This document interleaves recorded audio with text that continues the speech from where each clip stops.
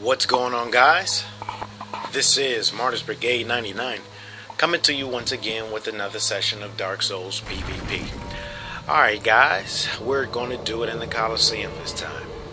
And I'm not really sure if you guys are familiar, but to the extent that you are not, during last week's upload we talked a little bit about the Coliseum and the incentive that many have to play in ways that some would consider to be cheap. Now, what ways am I talking about? Now, some people would consider stun locking to be cheap, although there is an escape to stun locking. Other people would consider, let's just say, chain BSing to be cheap, although, chain BSing can also be escaped. Me personally, the only things that I think are cheap are the strategies that cannot be countered. Right? So this is why I never say anything about chain BSing, nor do I say anything about stun locking, because although I do not like it when it happens, okay, in most cases, not all, right, because not too many things are absolute. In most cases, if I get chain BS, it's usually because I failed to do something about it. In most cases, if I get stun locked to death, in most cases, it's because I failed to react. So with regard to some of these tactics, me personally, I don't really think it's cheap. Right? Because there's ways to defend against it.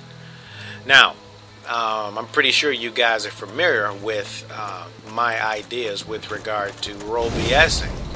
Now, do I think role BSing is cheap? I sure do. Mainly because, like I've said plenty of times before, there's no defense to role BSing.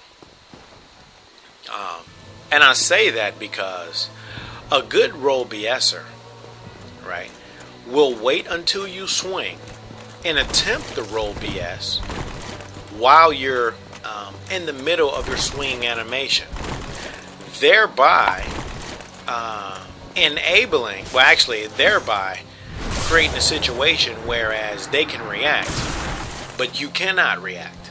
And you cannot react in the middle of an animation. And by the time you have the time to react, you've already been BS'd. So in other words, let's just say I use a halberd, right? And let's just say I missed the swing, or they jump at the same time that I'm swinging my halberd. Well, hey, while my body is still in the attack animation, in most cases, they're already behind my back, and they're getting ready to land the BS. But see, I cannot react until my character's body have retracted back to its original position. But by that time, it's too late. And this is why I say the role BS is cheap, although there's a lot of people who will say that it's not. Right? So for the most part, with regard to the brigade, the only things that I think are cheap is mainly glitches and methods of engagement that has no defense. Now, I've heard a lot of people say, you could defend against the role BS by using any piece of the Armor of Thorns. But see, I really don't think that's a defense.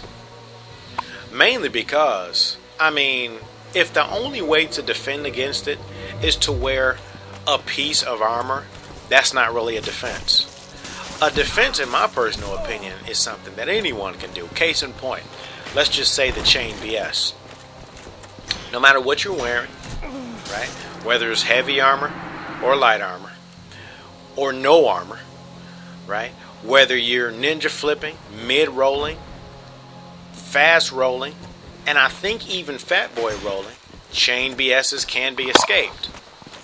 So because it doesn't matter what you're wearing or how fast or slow you're rolling, a chain BS can be escaped.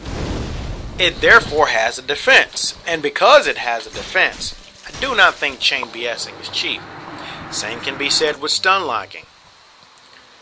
Whether you're, no armor, medium armor, light armor, the heaviest of armors, it can be escaped. Whether you're a fat boy, medium rolling, fast rolling, or darkwood grain ring, stun locking can be escaped.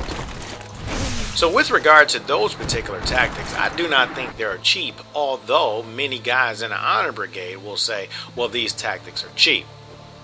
Now, don't get it twisted. This is not a conversation about the Honor Brigade. We're basically talking about the Coliseum and some of the methods that some would consider to be cheap. Right? I'm just kind of going over some kind of examples of what some would consider to be cheap.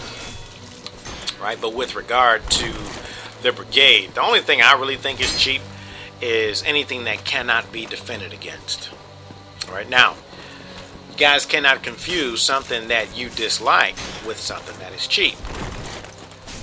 Case in point, I dislike a katana, a buff katana, especially when someone is spamming the R1. Is it cheap? No, not at all. It's not cheap. I mean, the weapons are there. The buffs are there. And, you know, spamming R1 can be countered. So although you may not like something, doesn't necessarily make it cheap.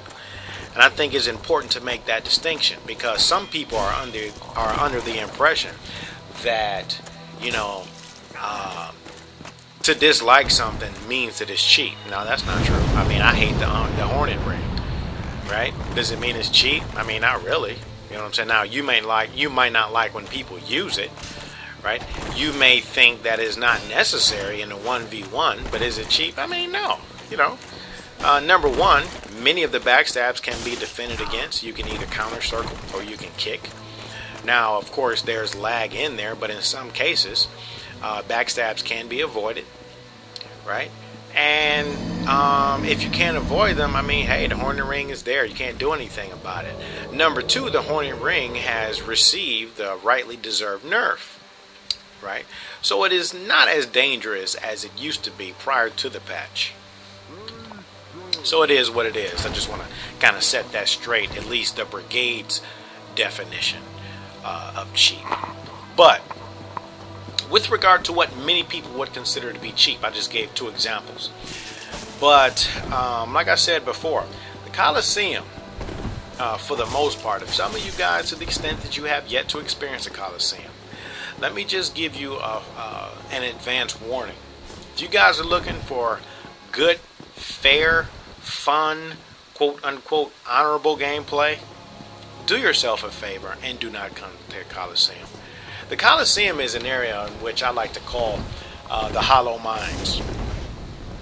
Right? And somebody may say, dude, why would you call it the Hollow Mines? Mainly because I think this is an area where a lot of people feel the pressure to play like full Hollow Rage mode. And I'm not even talking about new guys. I'm not even talking about guys that some would say, well, they're desperate. I mean, I can kind of understand why they're playing the way they're playing is out of desperation. No, I'm actually talking about some of the hot shots, right? And the funny thing about the Coliseum is, you know, if you really sit back and look at it, before there was the Coliseum, you know, either you had the YouTube hot shots, or you had the hot shots who would encircle themselves around certain communities. One community, for example, would be the Twitch Bros, right? Other communities would be kind of like the Forum Honor Brigade dudes, right? A lot of those guys would have a population of participants, and within that population, most of the people within that community would say, oh, holy crap, this guy's a hot shot, or that guy's a hot shot. So basically, people could pride themselves after being given a certain level of credit amidst a certain community. Right? But see, now that we have the Coliseum, things are a little different. Because you see, you don't even have to worry about, you know, your so-called reputation or your level of gameplay around communities, because you can easily reference yourself on the Wall of Fame. You know what I'm saying? For which, I mean, I think it's pretty credible. Now, I'm not trying to knock the PC or Xbox, but I'm willing to say that the PS3 perhaps has the most credible Wall of Fame. Right now, I'm not saying that the PS3 Wall of Fame is without flaw. I'm saying that it is perhaps the most credible, mainly because we do not have hackers to the same degree that the PC and Xbox does. Right? I've seen plenty of videos with hackers on Xbox. I've seen even more videos and even witnessed for myself hackers on the PC. Now, ever ran into any hackers on PS3? I mean, I haven't. Have I ever seen any material? Okay, any proof that someone was hacking on PS3? I haven't. Now, I'm not saying that there are no hackers. I'm saying that I haven't played against, nor have I seen footage of, proof of an actual hacker. Now, I mean, it might be so, but it is what it is. So this is the main reason why I say that. Right? Now, here's another experience. There's a lot of guys that I've faced against in the past that before being in the Coliseum, I mean, you know, they'll play me. But would they resort to certain gameplay styles? You know, certain gameplay styles such as, you know, chain BSing, or at least attempts, or stun locking, or, I mean, hornet ringing, spamming the Wrath of Gods? Not at all. And I actually had to get myself to understand, like, hold on, dude. I mean, you're kind of setting yourself up for failure if you think that people should be playing a certain kind of way in the Coliseum. Right? And before I came to that realization, I basically was going through a period of, I mean, a whole bunch of rage. Right? Because there will be times where I'm like, come on, dude, why is this guy spamming Great Combustion like 30 times? You know, why is this guy trying to pop me off with like 18 iterations of Wrath of the Gods?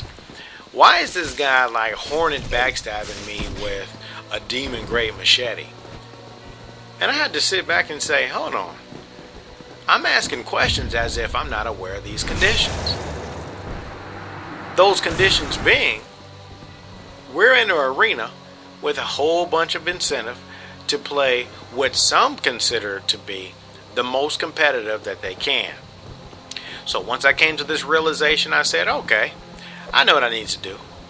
Mainly what you need to do is come into the arena with the expectations that people will play the dirtiest, right? The dirtiest ways that they can. Case in point, now I know this guy. He's one of the, actually I won't even say what he is, because I'm pretty sure if some of you guys know who he is, I shouldn't have to say anything. Plus I don't want to put him on blast, but he's known.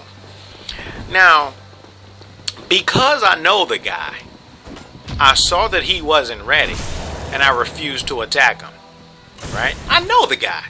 So it's kind of like, you know what? He's obviously not prepared. He's obviously doing something. Now, I could just get a win in and be done with the 3 minutes, but I won't do that. It's not, I mean, I know the guy. And what does he do? So basically what I do is I just kick him around to jar his attention. And as soon as he snaps out of it, you know, he doesn't back off and shake his shield or bow or anything to acknowledge that he's back. He just starts swinging in for the kill. So I'm thinking to myself like, oh, okay, dude. Now I give you the benefit of the doubt, and I don't even try to go on for what I would consider a cheap win, especially when I know you're not ready. But you just want to go ahead and attack. Okay, I mean, whatever. It is what it is. And this is what I mean. If this were a fight club, had this been a tournament, more than likely you wouldn't behave this way. Mainly because, like I said before, this guy is known. I mean, not even just known by me, but there's a lot of guys that follow this guy. So I was pretty surprised, but hey, now I'm aware. So when I go into these Coliseums, I keep in mind my conditions. Right? And this is one thing that I would, you know, kind of offer or suggest for a lot of you guys to do. Right? So when you're in there, do as I do. Right? Follow my advice. I go into them having no expectations. And I personally think that that's the best way to approach the Colosseums. Right? Because like I said before, there's going to be a lot of things that are going to go on that may frustrate you, especially if you find yourself always in fight clubs, always hanging around the Twitch bros, or always playing amongst a group of people that play in ways other than those that some would consider to be cheap. Right? So this is why I say this. Once again, you want the Coliseum, you want a piece of the action, you want to get you a high-speed, long-killing streak to where you can have your name plastered on a wall, enter into this thing with no expectations. As a matter of fact, I think so many bloodthirsty players out there, you know, are so kind of motivated to having their name plastered on the wall that some of them play out of, I mean, just continuous frustration, right? And I'm talking particularly with some of the stream guys. And I basically say the stream guys because at least the streams, you can listen to them, you can watch them, you can hear the things that they say, you notice their frustration, you notice a lot of these things. So I'm not talking as if I have 10 people in the room with me and I'm watching all their reactions. No, I'm mainly talking about the Twitch guys because usually their streams are live. You can hear what they say. If they're not talking, you know, you can read the comments that they write, the whole 9 yards. You know, I've been in some streams where I'm just kind of listening and you can hear the aggravation in their voices. You can hear the frustration in things that they say. And you can even tell that they're actually not even having a good time, right? But why do they continue? Because of the incentive. Now, two things to say about that, right? And actually, you know, I'm not trying to give anybody any lessons. I'm not telling anybody how they should approach things. But first and foremost, everyone needs to remember, right, that although the Coliseum, like I said before, is an ego booster, listen, dude, this is seriously a game at the end of the day. And I understand that at various times, many of us may get frustrated with things. But if you're at the point to where you're just absolutely not having fun, I mean, leave the Coliseum. Right? Getting your name plastered on the wall so you can pat yourself on the back, or, you know, so someone can start up a forum conversation about you. It's seriously not that deep if you're not having fun. I mean, I don't know how many streams have I watched, you know, that I see people pretty much disgusted. And I'll say, dude, I mean, if it's that bad and you're just not having fun, then why are you still here? And you want to know a lot of their responses? Dude, I'm trying to get my streak up. I want to get my name on the wall. It's not that deep, guys. It's seriously not that deep. Right? Alright, so enough about that. I really don't want to go on a full 25-minute rant on the ins and outs of the Coliseum. But I just figured, you know, since I kind of talked about it last week, it'll be kind of good if for this week's uploads I add a little commentary and footage of some of the high-speed Coliseum action. Now, one thing that I will say, some builds are a little more, I don't know, represented than others. And I'll say, based upon my own experience, and I can't speak about anybody else. You know, I know a lot of people will have their own experiences, but based upon my own experience, there's two builds that have pretty much stuck out the most. The absolute most. Now, I'm not saying that there are only two. Listen to what I'm saying. I'm saying the builds that I have played against the most is the Gold Tracer build, right? Which in most cases they're two-handed and they're just left and right, left and right, left and right. R1 spamming for the most part. Two-hand R1 spamming. Or you'll run into these ridiculous mage builds that in a lot of cases they may have either 44 or even 50 points into intelligence. And I mean, they're just, you know, in some cases they may have, how many iterations of dark beads do you get? I think it's 6 per dark beads. I've seen guys pop off like 12 dark beads at one match.